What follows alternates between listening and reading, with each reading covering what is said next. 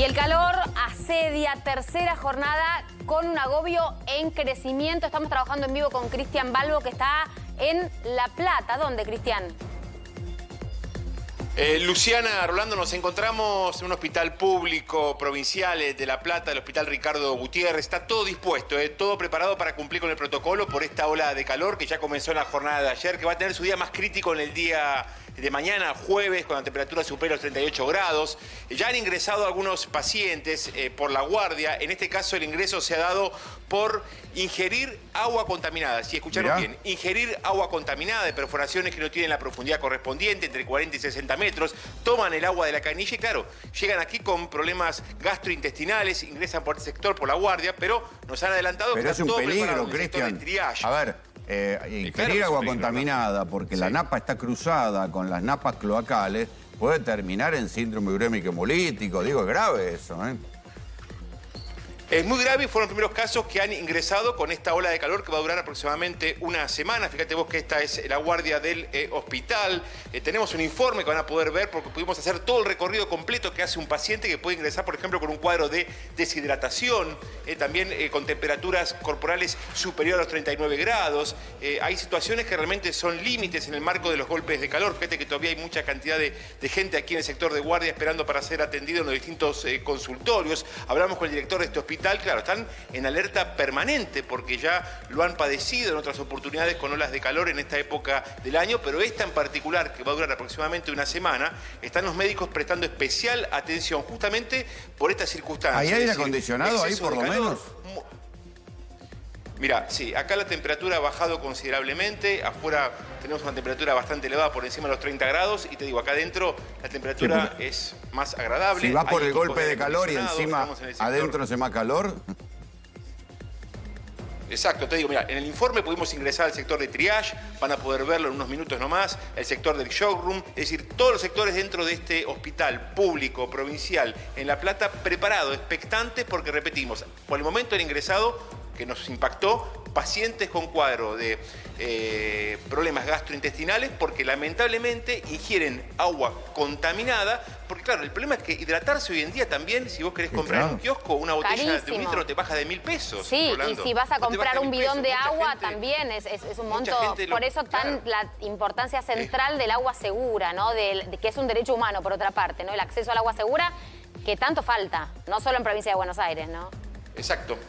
Mira, acá fija por los nombres y apellidos de todos los pacientes, la consulta esperando, está el personal aquí también de admisión para recibirlos cuando haya necesidad de hacerlo, pero te repito, está la ambulancia en la puerta. Sí. En el día de hoy, repetimos, han ingresado con estos cuadros que nos han impactado, que se da también justamente por esto. Mucha gente, una perforación hoy que está en el orden del 1,5 millones y hasta 2 millones de pesos, una perforación para obtener agua potable de la napa. Mucha gente lo que hace son perforaciones a menor, digamos, distancia. ¿Y qué es lo que ocurre? La napa está contaminada. Mejor profundidad, muy bien. Y ahí es donde se produce. La napa está contaminada. Pero miren, salimos de nuevo afuera del hospital. Está todo dispuesto con la ambulancia. Podemos recorrerlo también hoy más en profundidad. Y cuando esté el informe editado van a poder visualizarlo. Pero cachito, que vamos a ver justamente, vamos a ver ahora lo que vos pudiste trabajar un ratito antes, ahí en La Plata. Calor extrema prácticamente en todo el país. Caso testigo de cómo opera, cómo funciona la guardia de un hospital, en este caso el Ricardo Gutiérrez de La Plata, cuando aparecen los problemas de salud con los golpes de calor. Protocolo en un hospital cuando llega un paciente con cuadro de insolación o de deshidratación por el golpe de calor. Doctores, ¿qué tal? Buenas tardes. Vemos la ambulancia. Llega el paciente con este cuadro, ¿cuál es el accionar de ustedes? En principio, el paciente puede llegar, ingresa por guardia por sus propios medios o puede llegar, en este caso, a través de la ambulancia. Si llega a través de la ambulancia, el enfermero, junto con el ambulanciero, lo trasladan por acá, si querés seguir. Avancemos hasta el sector de la guardia. Ingresan por guardia, tienes la parte donde ingresan por allá por emergencia o eventualmente ingresamos acá por este ingreso al hall de guardia central. Si el paciente está muy crítico, se va a ingresar por la parte de urgencia y si el paciente se puede trasladar por sus propios medios, ingresa por acá. Avanzamos. Ingresa un paciente entonces con este cuadro, ola de calor. Ingresa por este cuadro, se recepciona en lo que nosotros llamamos la admisión. y pasa a lo que es el sistema de triage de enfermería.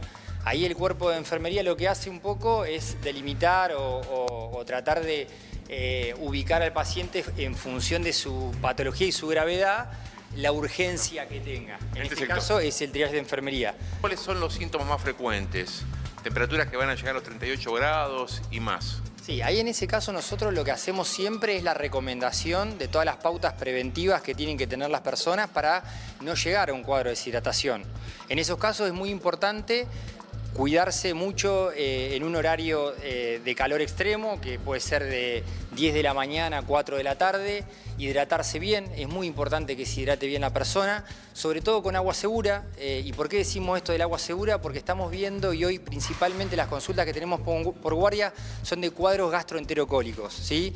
Vía aérea superior y cuadro gastroenterocólico, producto muchas veces, o sea, de agua en mal estado. Obviamente, siempre tratar de cuidar a las poblaciones que en este caso más riesgo tienen, que son los niños y que son los adultos mayores. Permiso, pasamos acá. Hola, buenas tardes. Acá se encuentra la enfermera. La enfermera lo que va a hacer en función, o sea, de un score que tiene, o sea, clasificar la gravedad de la persona atendida, si es una persona que necesita atención urgente, si es una atención que puede demorar unos minutos, y posteriormente esa persona, una vez que es triallada, que se le toma la presión, se le toman los signos vitales, lo que hace es pasar al consultorio aledaño, que es el consultorio donde está Juan, es médico de guardia, clínico, que es el que aborda en ese momento la patología. Shock room de un hospital, cuando llegan pacientes ya con un cuadro complicado, por temperaturas extremas, golpes de calor, vamos a ingresar al shock room. ¿Cuándo un paciente, doctor, ya tiene que ser ubicado en este espacio, en el shock room? Claro, habitualmente lo ingresan los camilleros, lo ubican en este sector. Bueno, nosotros empezamos tomando los signos vitales, la frecuencia cardíaca, respiratoria, la temperatura, la presión arterial, los signos vitales, digamos. Y en base a eso vamos a clasificarlo. El estado de conciencia nosotros lo vamos a evaluar, porque una de las manifestaciones de la hipertermia puede ser una alteración del estado de conciencia, ya sea por deshidratación.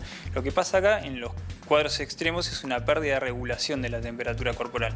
El cuerpo siempre va a estar regulado y va a tener una variabilidad mínima, pero cuando se pierden esos mecanismos de regulación es cuando nos acercamos a lo que es el golpe de calor, ¿sí?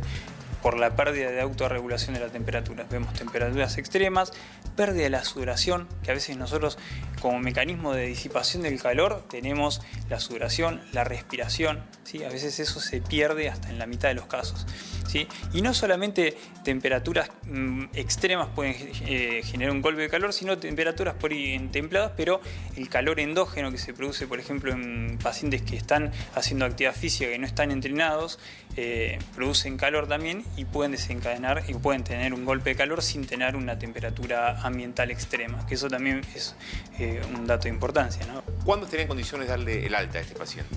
Bien, ahí como mencionaba Juan recién, el paciente, según la gravedad que tenga, se lo estabiliza, se estabilizan todos los parámetros vitales del paciente, sea porque se lo hidrata, sea porque en este caso se lo tiene que intervenir de manera ventilatoria mecánica.